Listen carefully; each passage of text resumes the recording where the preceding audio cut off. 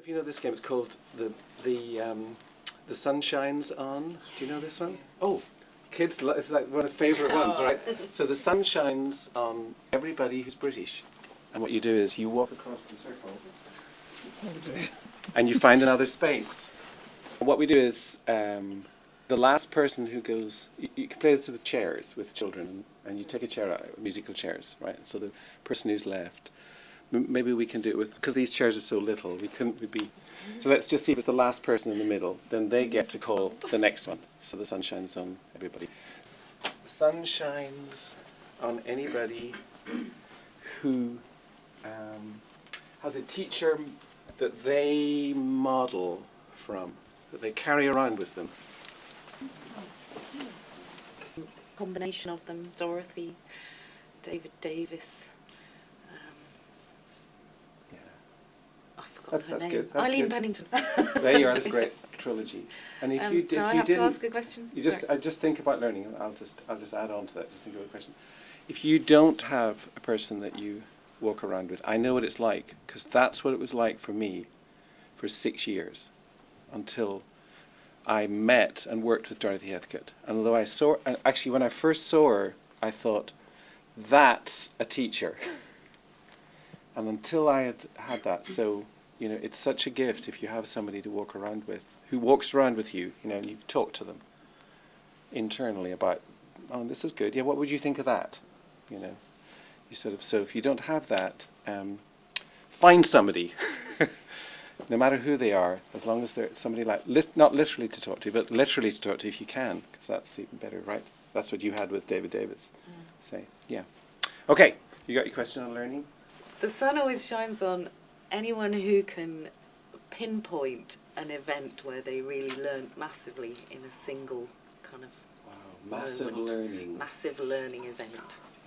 Yeah. Now nobody's going to move. Oh boy, if we don't have those, we're in trouble. You haven't learned a lot. And I was on holiday in Spain. I looked on the it's still so huge to me. I looked on the television and saw British troops on the streets of Derry, my hometown. And I saw politics in a completely different way. I had never thought that I would see troops deployed on the streets of my hometown. I mean, it was transformational to me. I still remember it, you know, as the sun shines on all those people who love to plan. Before I actually sit down to plan, I seem to spend hours and hours like ruminating and trying to get my head around it, and then I almost get to the point where I think I can't actually do it, I can't sit down and do it. And then I finally force myself to the computer, and once I start, then I actually enjoy it. So I would say I love planning, but I go through this agonising process before. Of the resistance. Yeah, before. of the resistance before. And then finally, sun shines on everybody who is trying to find ways of assessing young children that fits with how they work as human beings. Or at least part of it, and its name is Authentic Assessment. Okay. So Authentic Assessment actually pays attention to who you have in the room. Inauthentic Assessment couldn't care less who's in the room. So let's have an example of inauthentic assessment. What I'm doing is an authentic assessment. What I was explaining about last night for European funding. Which But just has to tick the reality is you got to do it. Yes. Because she's trying to get funding for a project. Right. Any other inauthentic assessment? Yeah, we have to put levels and grades. Right. Well, as soon as you say that have to, we have to do it. Levels and targets. Targets, ambitious targets. Great. And look at her face. Look at the way it's going. Look at, so we have to do this and this and this. Right. Right. And you almost have to think. Don't think about the children. Yeah. Right. Don't think about them. Just do it.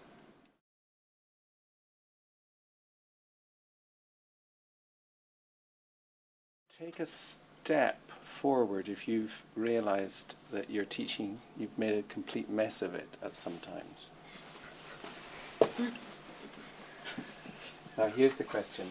How did you know you're listening or and watching, right? And you said Because the kids were fighting.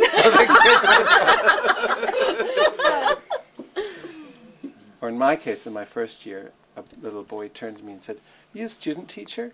Like this. "You a student teacher?" And he was just trying to wind me up. Uni. Yeah. You've made me think about it. I didn't realise, but I would talk to other people who were doing theatre design. You people, say we're in the third year, I'd speak to the second year and the first years, and I'd chat about their work, and I was better at working with them and helping them than probably doing my own, which is why I can't do my MA, so I keep moaning about it. Jeez. And then a couple of years after leaving, I worked in theatre, and then into formal teacher training. So is what we're doing right now an assessment? Yes.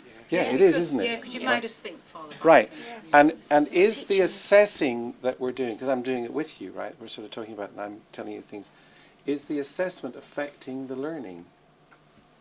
It was in your case, because you just said, and you made me think about, right? Right? Yeah. So what was the teaching that I've done to affect the learning, and how was it connected to assessment? Do you see, they're all sort of interconnected. So that's the first. That's one thing I really want to get on the think about right from the beginning. Is assessment is not something you do when you have to do it, and just like planning actually isn't something you only do. Because as I stood out there, I was thinking, what should I do next? And that was a planning move, but it was based on my assessment of where you were. So the planning, assessment, teaching, and learning are all happening all at the same time. And there isn't a direct connection between teaching and learning, or between learning and teaching. It's not like, okay, I've got these 10 things, here's the handout. You don't really need to come to the session, you just read my notes. We'll just get the notes afterwards, the people who weren't here today. Don't matter, they didn't really show up. Because it's not as simple as that. It doesn't go from my head to your head. It doesn't work that way. That's not how learning happens. But a lot of the time, that's what's expected. That's what's expected. And when It's what's using assumed. language like delivering, you're delivering the curriculum. That kind of change of Exactly. language I'm so affected glad you the said kind that. of learning. Because the metaphor that, until the given for me was that British troops fought overseas. It was a given for me until I saw them on the streets of my hometown. It was like I completely saw things differently, right? So a given for you coming in might be, assessment is something that you do when you test them at the end. All right? So what I'm doing is I'm troubling that. I'm saying it doesn't have to be the given. I'm just going on to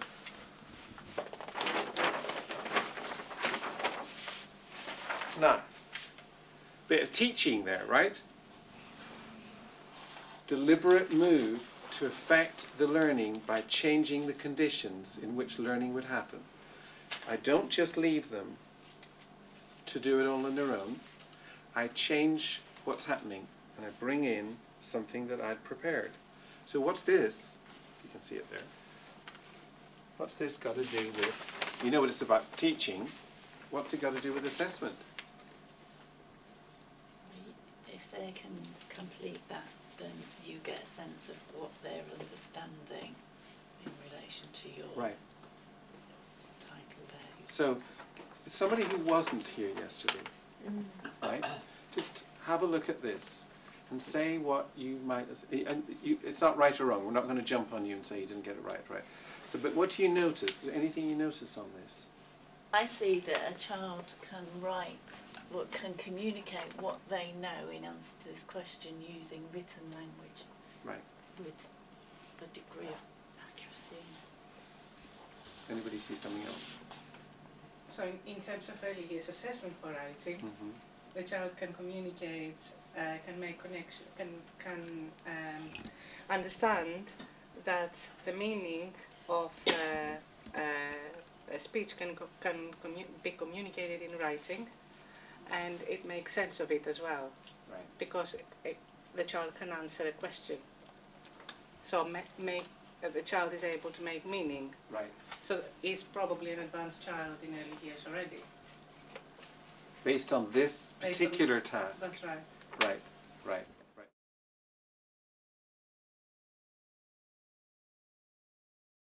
I wanted to do a slightly other little sort of theory bit that fits with it. You know, we were talking about contexts and inquiry questions. I think of that as at the centre of my classroom, of our classroom, depending on the group. But there's a me that I always carry around. There's always a me dimension to the classroom.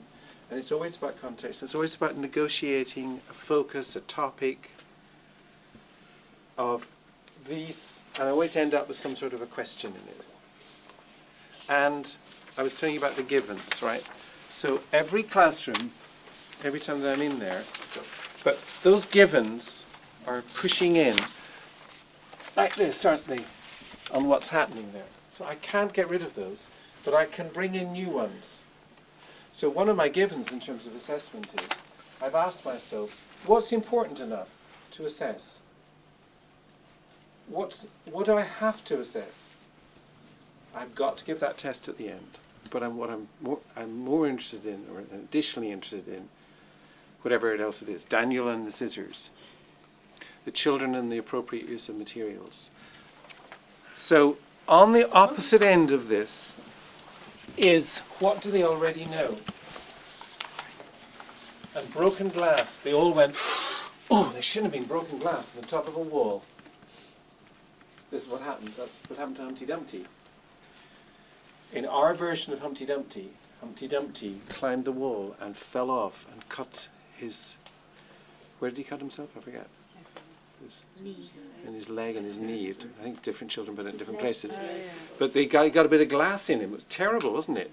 But the children all knew that glass on top of a wall was a bad thing. Now I could have imagined there could be some classes where they hadn't thought about that. Or they didn't know that glass was, that glass could cut you.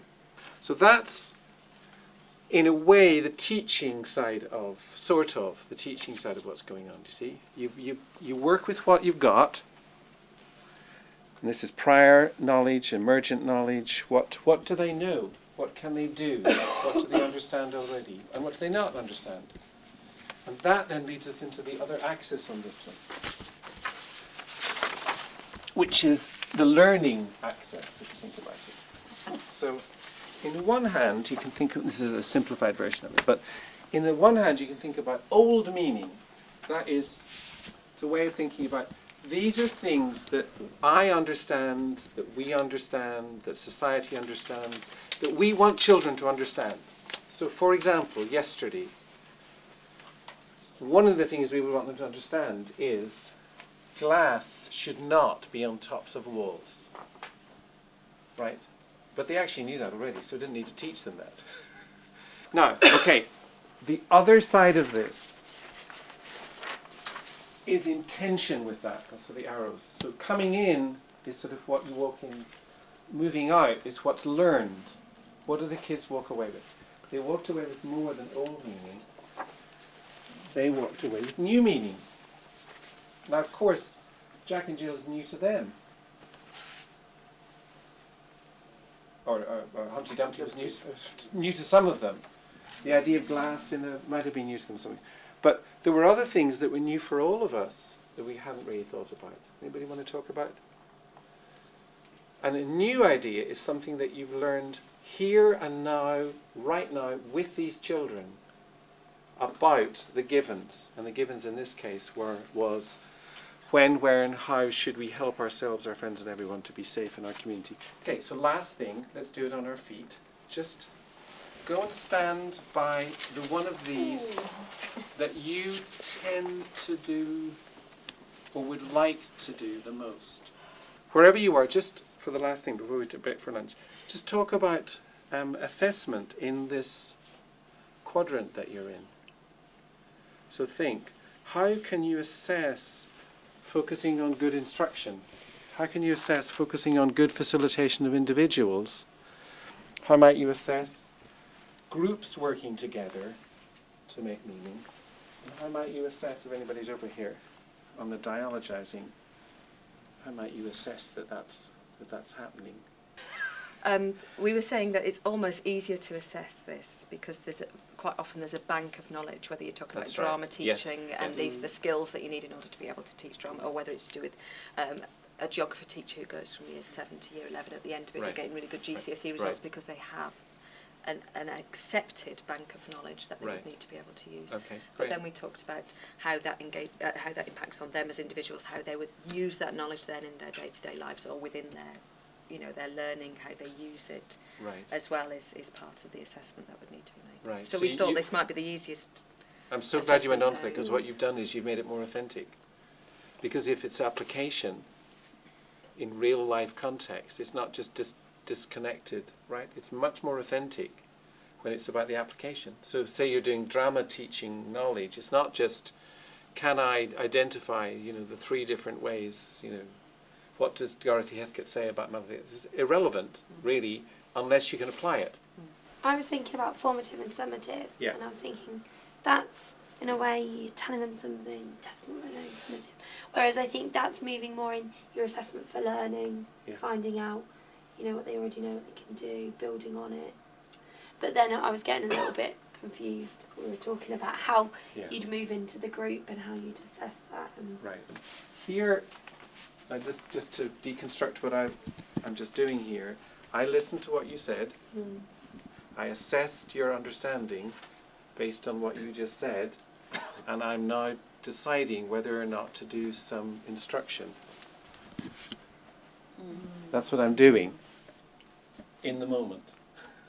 The collaborative group meaning, that is the togetherness, not the individual. How are you doing on that one? This is getting harder. I was saying that teachers I work with have a problem when it comes to assessment Yeah, here, yeah. because they worry about how do you assess the Yeah. individual's achievement when they're working as a group. And they're confusing what?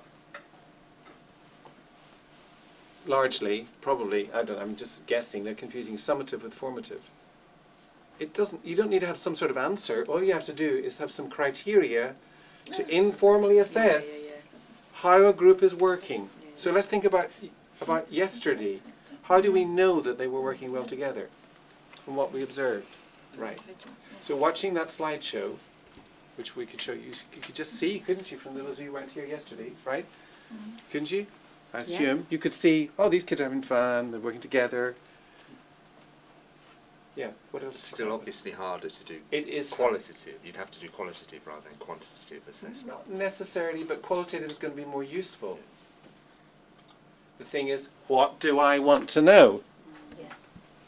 What do I need to know? How much do I need to know? And student teachers think, I've got to know everything because I've got to hold on to it. You can't hold on to it. What you do is you teach them as a group and see how they work as a group. How are they responding to you as a group? If it's not working well, change what you're doing.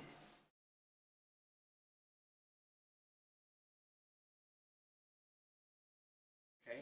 And take a step forward when you know the person or character in the story who's got some power.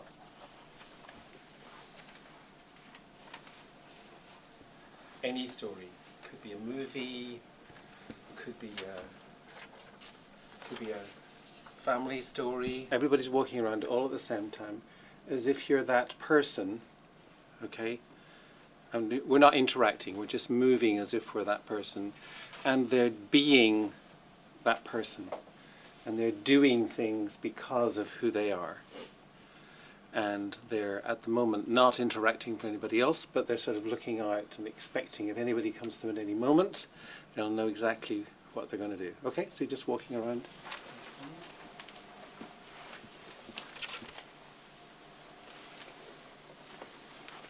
Okay, so this game's called Cross the Circle. And what you do is you just step forward, and in this case you're going to imagine that you're that character. All right? So this time, instead of just walking, you're going to be talking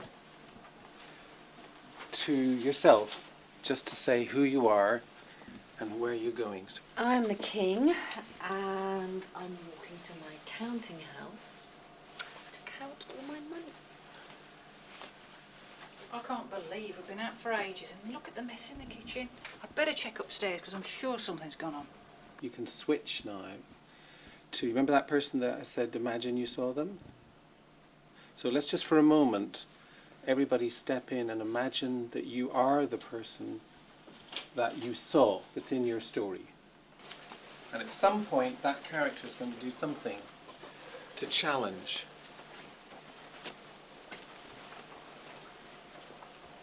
that first character. So this time, we'll continue the game, and those people who haven't gone can now go, and you can choose either the one you were just about to do, because if you really want to do that, go ahead. But if you'd like to shift to the other one, the character you just were, if you go. All right? I'm not going to lie there. You can't force me to lie on it.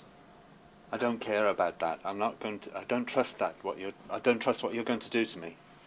And cross to somewhere else in the circle. And as soon as he's out of the circle, somebody else takes over. No, those clothes just simply aren't good enough. Try these ones instead. What a bleeding waste of time this is. Up and bleeding down all the day long. I'll tell you what, I'm bloody staying here. Okay, so this time you're the first person, and you're going to walk around until you see that person and you know what they're just about to do or say, aren't you? Take him away. How dare you? Right, we'll see about that. I'm not doing anything. Sergeant, Off with your head. Bring him to me. Ripped to shreds. We've got to remember where we came from. Let's go. We might need to get back.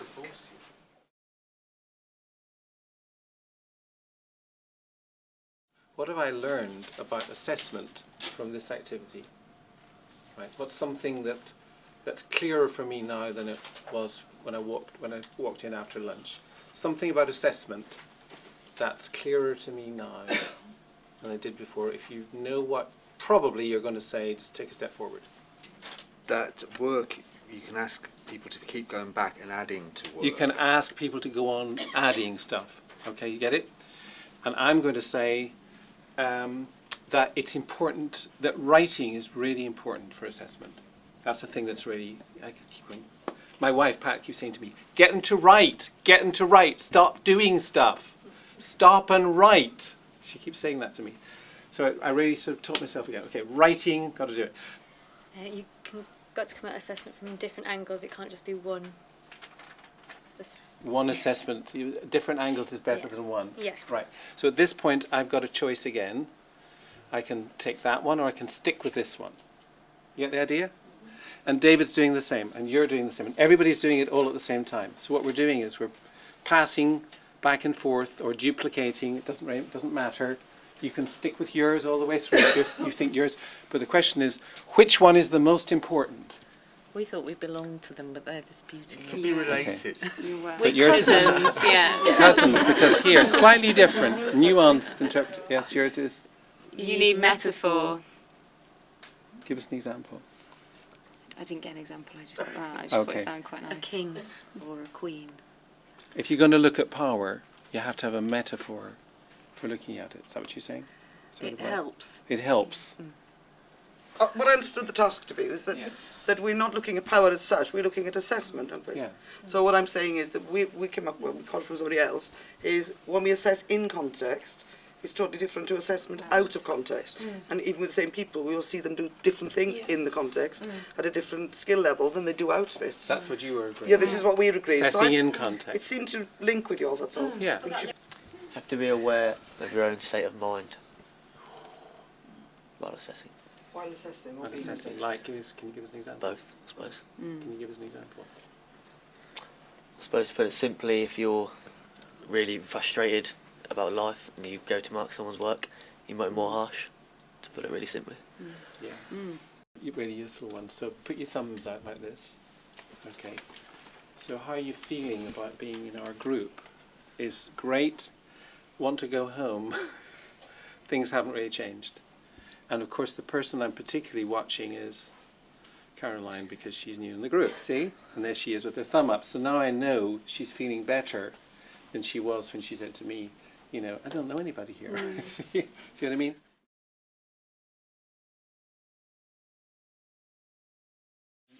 In the story of Macbeth, there's a king who kills another king to become king. So there's a king who wasn't a king, but he killed another person to become king. The guy called Macbeth has a wife called Lady Macbeth, and she goes a bit mental in the end.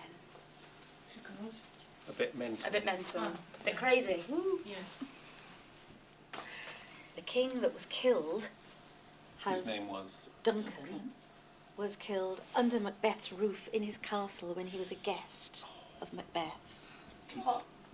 So do we know Macbeth's role? Has he got any sort of role in the killing? Could somebody answer that question by showing us and telling us?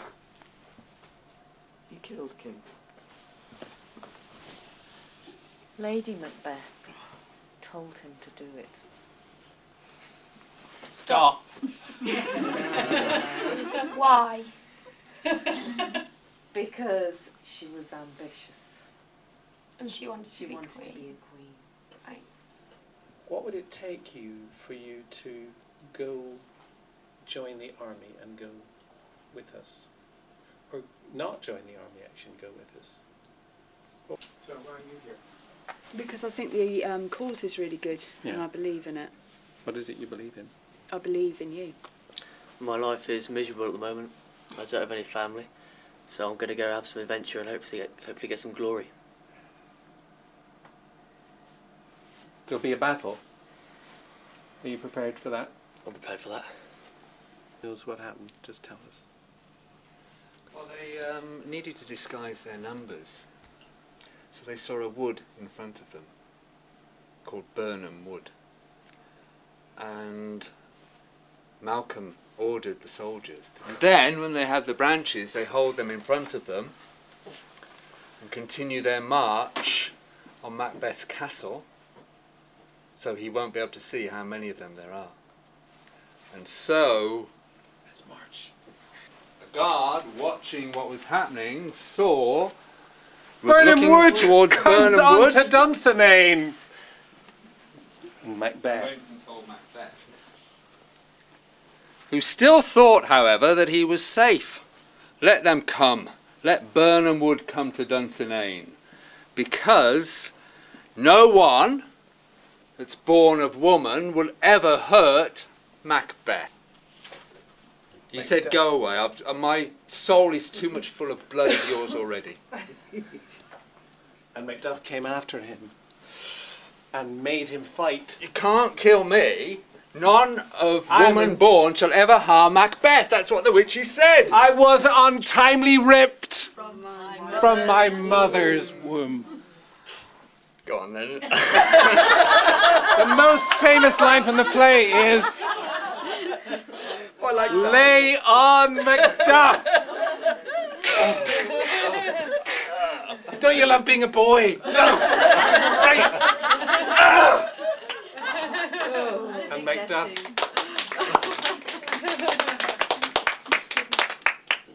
And that's the end of the play. Right. What I'd like you to ask you to imagine is, what if the Queen didn't die? Say she'd, they thought she was dead, but she was actually revived after this event. And the question is, what should we do with Lady Macbeth? I think she should be killed. Imprisoned, killed, treated. Is there another possibility? There should be a trial first. A trial? We're not sure of fact. It's all hearsay. We weren't here. We need to find out how much she knows and how much of a part she's had in it. We should talk to her first. Yeah. She's a bit mad at the moment. We thought. She's a bit hysterical. But would you be up to talking to somebody who's a bit hysterical? As a woman, We've got another one. We should exhibit her so that the people can see that we were in the right and she was mad, and Macbeth was wrong, and... So what you do is, you read only up to the comma or the exclamation mark or whatever, and we read round the circle. Are you ready? Out. Damn spot. Out. I say. 1, 2. Why? Then. 'Tis time to do it. Hell is murky. Fie. My lord. Fie. A soldier. And afeard. What need we fear? Who knows it? When none can call our power to account. Yet who would have thought the old man to have had so much blood in him? The Thane of Fife had a wife. Where is she now? What? Will these hands near be clean? No more of that. My lord. No more of that. You mar all with this starting. Here's the smell of blood still. All the perfumes of Arabia will not sweeten. Oh. Oh, Oh. Oh, Wash your hands. put on your nightgown. Look not so pale. I tell you yet again. Banquo's buried. He cannot come out on's grave. To bed. To bed. There's a knocking at the gate. Come. Come. Come. Come. give me your hand. To bed. To bed. To bed. Now, I'm thinking that. What did you think should happen to her? Go to prison. What's that? Go to prison. She should go to prison. Is there anything in this that makes you think, maybe prison isn't the right thing for her because this? Does that make sense? Mm-hmm. And let's stand in a line between those people who think that she should be let free to those people who think she should be killed, with prison being, banishment. What would this be? Let go, banishment, medical care. Yeah. What would the next one be? I think medical care would be here before banishment. Okay, medical care, let free, medical care, banishment, interrogated, trial, imprisoned, Executed. tortured, thank you, executed. There's your line. I thought she should marry Malcolm, but I've changed my mind completely because she said, what need we fear? Who knows it? When none can call our power to account. She's obviously a megalomaniac and insane. So I think she should be imprisoned, but medical treatment offered. My theory is that she says, yet who would have thought the old man had so much blood in him, is the moment she's realised what this has meant. Up until that point, she was like in her head thinking, if he goes, I'll become there. And it was all like, objective and mental. Abstract, sort of, abstract, yeah. And then the Her concrete assessment thing. was flawed. It was flawed. And then she went to kill him, and then the blood. She didn't realise there was so much blood. She didn't realise this is a human life I'm taking. It was just that, what have I done? As an assessment, what have I just assessed? How are we? How we can interpret? No, the last bit, just the very last one. What have I assessed?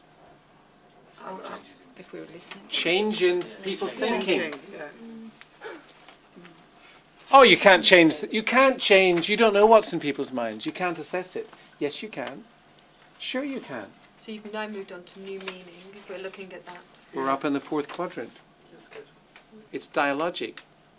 You heard something else and you changed the way you were thinking. That's deep learning. As opposed to, so who are the characters? Where does the story take place? How many witches? Were they witches? Were they called witches? No.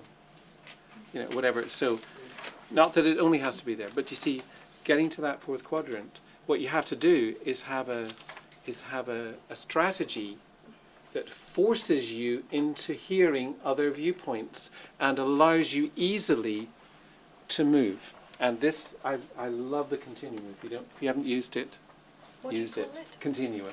It's a continuum. Yeah, I mean, obviously, first of all, we want to thank Brian for a fantastic weekend. I think it's been one of the best, actually, that I've had for a long time. And I'm sure that's reflected by all the nods going on here. Because, it seems to me we're witnessing you thinking in the moment. And I think that's such a gift you have. It's, do you know what I mean? I know you plan stuff, well, more or less. Apart from, have you got a skeleton? Have you got some acid? I'm going to bed now, 1 o'clock, 2 o'clock, I'm looking at bloody stuff. But what I'm saying, but you do have this, you know, this ability to sort of keep things in the moment. And I think that's what we're experiencing here. Seeing that modelled for us. So hopefully we'll all go away and dare to take those risks, really. Because they are risks, you know, for many of us, aren't they? Yes. For all of us, to a degree. Calculated or otherwise. So that's been, I think that's the uniqueness of what you brought today. And also thank very much, obviously the network people who put this together, like David, Kate, Denise, and Jenny obviously was in and out now, and myself.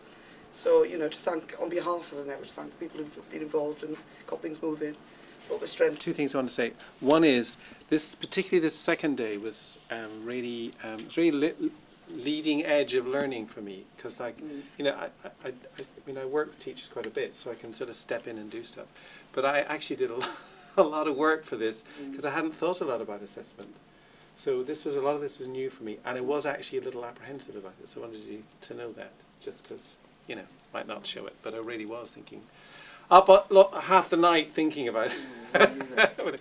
So just because, you know, no matter how experienced you are, being apprehensive is still unavoidable when you're learning, because you put yourself in positions.